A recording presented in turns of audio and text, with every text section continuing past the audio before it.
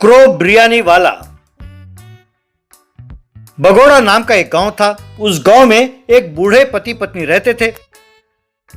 उनका बेटा था कल्लू। वो सिर्फ खाता और सोता रहता था और कोई काम नहीं करता था। ऊपर से उसमें बहुत अकड़ थी और जबान उसकी कैंची की तरह चलती थी। वो अपने माँ बाप का अपमान करता रहता था। एक बार वो अपने पिताजी के साथ खाने के लिए बैठा। माँ खाने की थाली के साथ बाहर जा रही थी। माँ, हमारा दिमाग ठीक है? आधे घंटे से यहाँ पर खाली प्लेट लेकर बैठे हैं और तुम थाली लेकर बाहर कहाँ जा रही हो? अरे बेटे, आज अपने पूर्वजों के आत्मा की शांति के लिए हम श्राद्ध कर रहे हैं। वो खाना हम बाहर रखेंगे तो कौवे आकर खाएंगे ना। बड़े बुजुर्गों का कहना है कि अपने पूर्वज कौवों के रूप में आकर ये खाना खाते हैं और हमें आशीर्वाद देते हैं। इसका वर्णन शास्त्रों में भी है। अरे ऐसे ढकोसले की कमी नहीं है अपने पास। अब जब वही कौवे ऊपर जो वड़ियां सुखाते हैं वो खाने आए तो उन्हें भगा देते हो। वो क्यों? कहते हैं शास्त्र है। बेकार के कौवे और बेकार के तुम्हारे शास्त्र। माँ, जल्दी आकर खाना परोसो, भूख लगी है, कहने लगा चिढ़कर। बेटा, यूं कौवे को डांटना ठीक नहीं है। अरे वाह, उन कौवों को डांटा तो इस कौवे को बुरा लग रहा है, हैं? अरे जाओ जाओ, चले आए मुझे नसीहत देने, हैं? कहकर अपने पिताजी का अपमान किया। एक बार कल्लू नई नई लगी फिल्म देखने शहर पहुंचा। फिल्म देखने के बाद उसे बहुत भूख लगी। उसने इधर उधर देखा तो वहाँ पर उसे एक बिरयानी का ठेला नजर आया। वहाँ पर बोर्ड लगा था, बिरयानी केवल 5 रुपए में। वहाँ उसे एक पहलवान बिरयानी बेचता हुआ नजर आया। वो पहलवान चिल्ला रहा था, आओ भाई आओ, एक गर्मा गर्म बिरयानी, एकदम लजीज बिरयानी, स्वादिष्ट बिरयानी। एक बार खाओगे तो बार बार खाओगे, केवल 5 रुपए में। आओ भाई आओ, गर्मा गर्म बिरयानी, ताजा ताजा बिरयानी। ये सुनकर कल्लू, अरे वाह, गर्मा गर्म बिरयानी और वो भी सिर्फ 5 रुपए में। अरे ये तो हैरानी की बात है। अरे बहुत भूख लगी है, यहाँ तो बैठने के लिए भी जगह नहीं है। ऐसा सोचकर कल्लू अपने पास बैठे आदमी से, हेलो भाई साहब, बुरा न मानना, मुझे उल्टी हो रही है। बस वहाँ बैठा खा रहा एक व्यक्ति उठकर वहाँ से चला गया। कल्लू वहाँ बैठ गया और, भैया जरा एक प्लेट गर्मा गर्म बिरयानी लाना, अच्छा लेग पीस भी डाल कर देना। अरे सबको लेग पीस कहाँ से मिलेंगे भैया? अब पंछी के सिर्फ 2 पैर होते हैं। पंछी? अच्छा अच्छा, चिकन को तुम पंछी कहते हो। ठीक है, ये लो 5 रुपए, कहकर 5 रुपए दिए और एक प्लेट बिरयानी ले लिया। उस लेग पीस को देखकर कल्लू, अरे ये क्या, इतना दुबला पतला लेग पीस? अरे इस चिकन को कोई बीमारी हो गई थी क्या? अरे तुम्हारे 5 रुपए में अब मैं हाथी का पैर दूंगा क्या? चुपचाप खाओ। ठीक है, खाता हूँ। जरा एसी चलाओ। क्या कहा? एसी चलाऊं? ओ, तुम्हारा तो चीप प्लेटफॉर्म है ना। ठेले वाले, ठीक है, कहकर खाने लगा तो उसके सिर पर एक कौवा और उसके प्लेट में एक कौवा आकर बैठ गए। ए, छी, ये क्या, यहाँ पर क्यों बैठे हो? कह के उन्हें भगाया। ये क्या, कौवे आकर मेरे सिर पर बैठे, मेरे प्लेट में भी आकर बैठ गया। अरे कैसा ठेला है तुम्हारा, लानत है, कहकर डांटने लगा। बाद में पानी पीकर दुकानदार से कुछ कहने की कोशिश करने लगा, लेकिन उसके मुंह से करके आवाज निकलने लगा। अरे बाप रे, ये क्या, मेरे मुंह से की आवाज क्यों निकल रही है? बाद में वो सड़क पर चलने लगा तो एक आदमी उसके सामने आया। उसने टाइम कितना हुआ कहकर इशारों में पूछा, पर उसके मुंह से करके आवाज निकलने लगा। ये सुनकर सामने वाले को बहुत गुस्सा आया। उसने खींचकर 2 थप्पड़ मारे। क्यों रे कमीने, मेरा नाक कौवे की नाक की तरह लंबा है, ये देखकर तुम मेरा मजाक उड़ाते हो? हैं? कहकर गुस्से में वहाँ से चला गया। अरे बाप रे, ये क्या हो गया? अरे क्या हो गया मेरे गले को?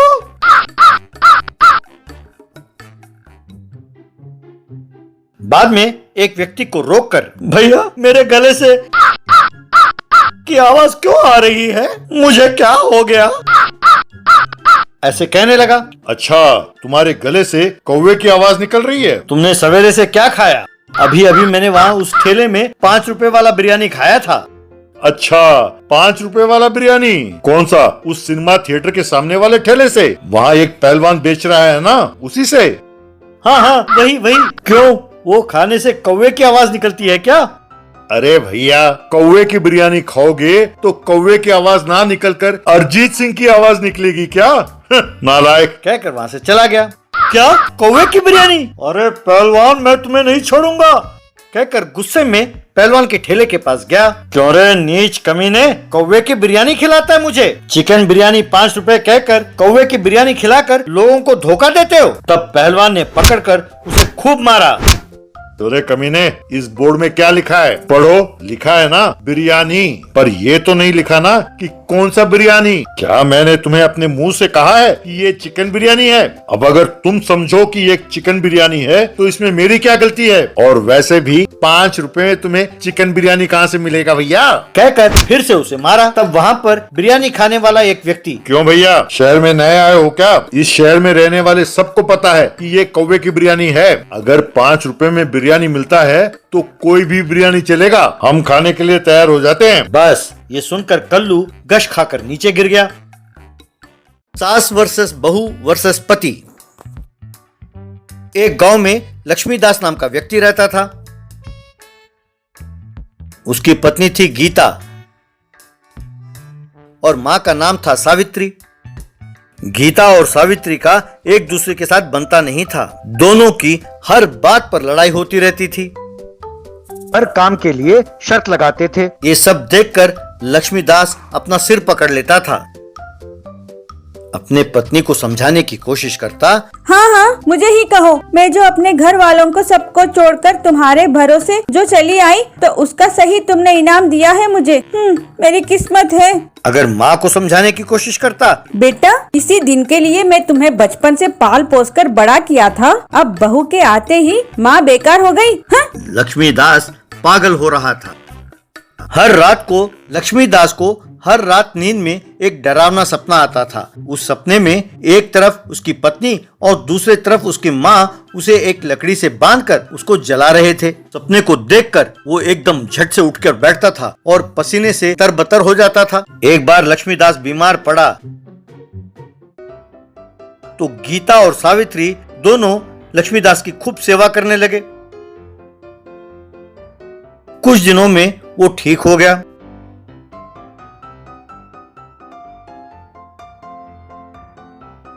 एक दिन उसकी पत्नी गीता उसके पास आई और सुनो जी, जब तुम्हारी तबीयत खराब थी तब मैंने भगवान से मन्नतें मांगी थी, हमें कुछ तीर्थ स्थानों में जाना होगा। तभी सावित्री भी आई और हाँ बेटा, मैंने भी मन्नतें मांगी थी, हमें जाना ही होगा। इस महीने मेरे तबीयत खराब होने के कारण बहुत पैसे खर्च हो गए ना, तो फिर कभी देखते हैं ना। वे दोनों चुप नहीं हुई, दोनों उसे तंग करने लगी।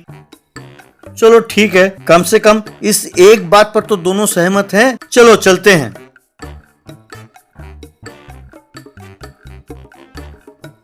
लक्ष्मीदास ने अपने दोस्त के पास थोड़े पैसे उधार लिए। वे सब तीर्थ स्थान के लिए निकल पड़े।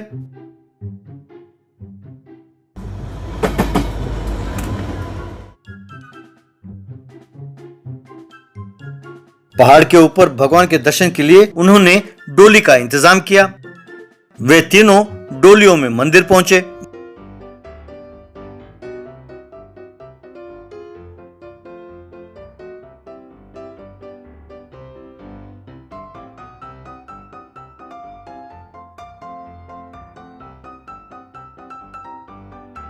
भगवान के दर्शन के बाद सावित्री, बेटा, वैसे हम यहाँ पहुँच तो गए, चलो आसपास के गांव भी घूम लेते। वे तीनों इस तरह उस तीर्थ स्थान में घूमने लगे जहाँ कहीं भी भिखारी दिखाई देते तो गीता लक्ष्मीदास से पैसे लेकर उन गरीबों को दान करती। ये देखकर सावित्री भी लक्ष्मीदास से पैसे लेकर भिखारियों में बांटने लगी। इस तरह वे दोनों एक दूसरे से मुकाबला करते हुए भिखारियों में पैसे बांटने लगे। इस तरह लक्ष्मीदास के पास जितने पैसे थे सब खर्च हो गए। तब सावित्री लक्ष्मीदास से, बेटा, यूँ घूम घूम कर थक गए हैं, जरा डोली बात करो, घर लौटते हैं। डोली का इंतजाम कहाँ से करूं? दोनों एक दूसरे से मुकाबला करते हुए मेरे सारे पैसे भिखारियों में बांट दिया। अब तो हमें घर पैदल ही लौटना होगा। वे दोनों हैरान हो गई।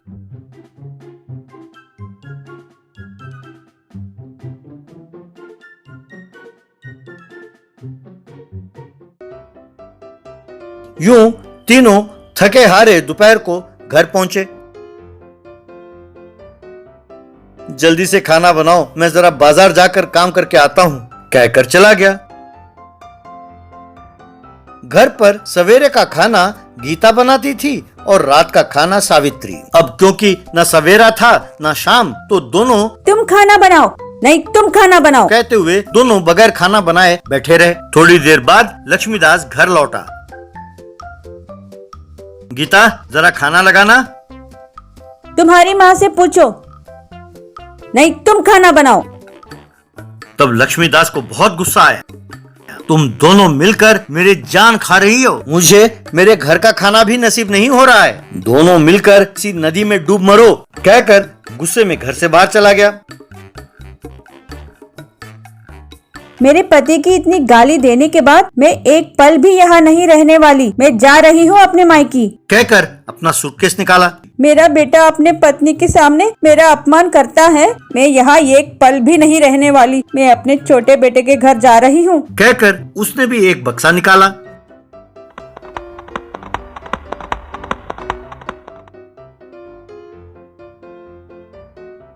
चूंकि दोनों को एक ही गांव जाना था, तो दोनों ने मिलकर एक टांगे वाले से बात की। दोनों ने अपने बक्से को आगे रखा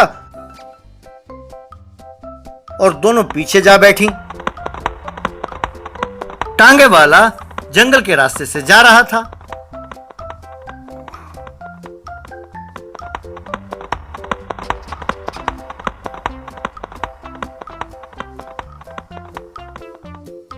बहन जी, सब वजन एक ही तरफ है, घोड़े को टांगा खींचना मुश्किल पड़ रहा है, आप दोनों में से कोई जरा बीच में बैठिए।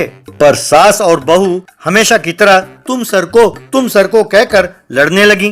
दोनों एक इंच भी नहीं हिली। तब टांगे वाले को बहुत गुस्सा आया और तेजी से घोड़े को भगाया। बस उस झटके से दोनों उछलकर दूर जा एक पुराने कुएं में गिरी। टांगे वाला ये देखकर डर के मारे भाग गया। सास और बहू दोनों कुएं के अंदर से बचाओ बचाओ कह के चिल्ला रही थी। थोड़ी देर बाद लक्ष्मीदास और टांगा वाला वहां पहुंचे। उन दोनों ने मिलकर रस्सी की मदद से उन दोनों को बाहर निकाला। तब गीता सावित्री से, सब मेरे ही कारण से ही हुआ है सासू माँ, मुझे माफ करो ना बेटा, मैं जरा हट जाती तो ये सब नहीं होता, मेरे वजह से ही हम दोनों कुएं में गिरे और जान को जोखिम में डाला। मिलजुल कर रहने में ही भलाई है, अब तो समझ गई ना आप दोनों? समझ गई, हमें माफ करो। तब लक्ष्मीदास बहुत खुश हुआ।